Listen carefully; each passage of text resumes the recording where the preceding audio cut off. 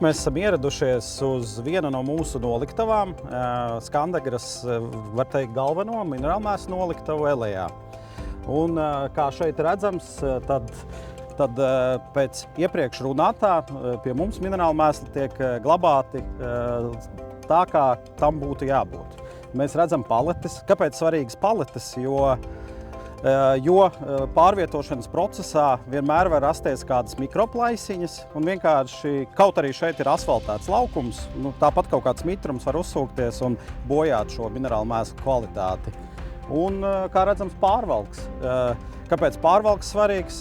Tāpēc, kad vienkārši saules ietekmē, arī šie minerālu mēslu maisi tiek bojāti, līdz ar to arī agrāk vai vēlāk arī minerālu mēslu kvalitāte sabojājas.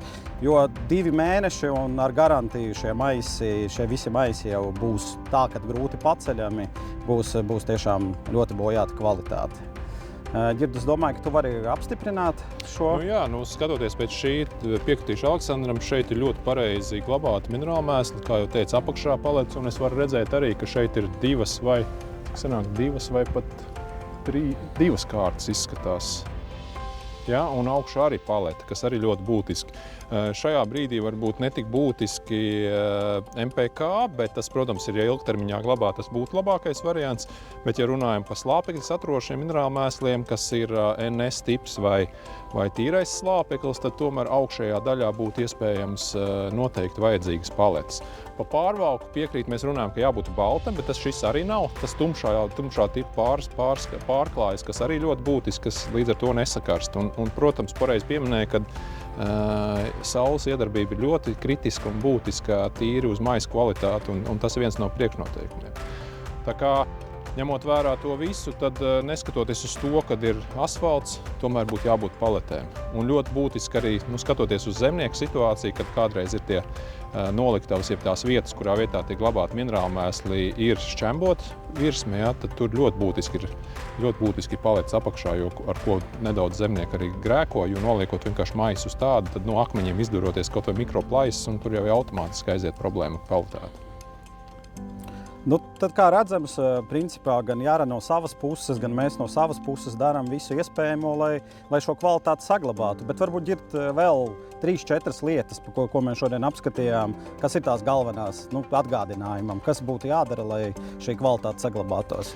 Ja mēs runājam par glabāšanu iekšā, tad, ja saimniecībā ir iespēja glabāt iekštelpās, vienalga ieteicamākais variants būtu, ja tas ir ilgtermiņā, tad to būtu glabāt uz paletēm. Bet, protams, jāpārbauda arī pašas paletes, jo tur arī mēdz būt tā, ka naglas izdurušās ārā, tad, protams, kvalitāte arī paletēm. Otra lieta, ja iet runa par ārtelpām, tad viennozīmīgi paletes, viennozīmīgi ne vairāk kā 3 kārtās, un augšā paletes, ja ilgtermiņā tiek glabāts ilgāk pa mēnesi 2, tad paletes augšā un pārklājas viennozīmīgi pāri. Tas pasargās ne tikai no mitruma, bet arī no saules iedarbības, kas ir vairāk būtiska, jeb kritiska šiem te maisu kvalitātēm. Pārējais tas būtu tīri no situācijas, protams, bet tie ir galvenie. Ja mēs runājam par amoniju nitrātu, mēs ļoti labi zinām pēc noteikumiem, ka ir 2 būtiskās lietas, kā drīkst glabāt uz paletēm. Pirmkārt, jābūt ir cietam segumam, vai arī tā kā šajā vietā asfaltam vai betonējuma segumam. Tad mēs drīkstam likt apakšā paletes un arī pārklāt ar šo te pārklāju. Tagad tās ir nianses, un ja mēs skatāmies no kopsummas, tad mēs varam sabojāt jebkuru kvalitīvu produktu, runājot par minerālmēsliem, viņu nepareizi uzglabājot vai pat nepareizi transportējot. Un tās ir lietas, ko būtu vērts iegaumēt. Bet šeit es skatos, viss ir kārtībā.